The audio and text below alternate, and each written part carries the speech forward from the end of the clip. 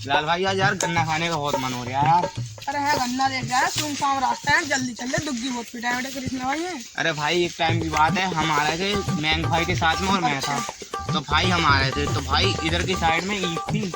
हमने सोचा यार जानवर दिखा जंगली जंगली भाई ऐसी पकड़ के देखा तो भाई उसमें तो दुग्गियां पिट रही। सुनसान जगह है, बहुत लाते नमूने बहुत हमें। अरे भाई अरे कुछ ना होगा, एक बार देखो तो यार इस का गन्ना कितना बढ़िया है। अरे ना यार रहने दुग्गी दुग्गी पिट रही होगी। अरे देखते हैं यार एक बार, चलो। अरे मजा यार मानने के बन यार। गई वीडियो। अरे कृष्ण भाई ईद बड़ी जल्दी क्या बात है, देखो देखो तो भाई आज बार देखने तो कभी दुग्गी वुग्गी आज ही पिट रही हो। अरे कैसे दुबक रहे हैं, पकड़िए पकड़िए अरे बिलाल भाई यार कहाँ है यार, तुम तो सही में हकीकत कह रहे हैं। सुनसान रास्ता कितना है, दुग्गी पिटेंगी यार। आज मिल जाए यही दुग्गी फेरूंगा इन पे आज। चलो बोला ही चला दी बंद कर दी।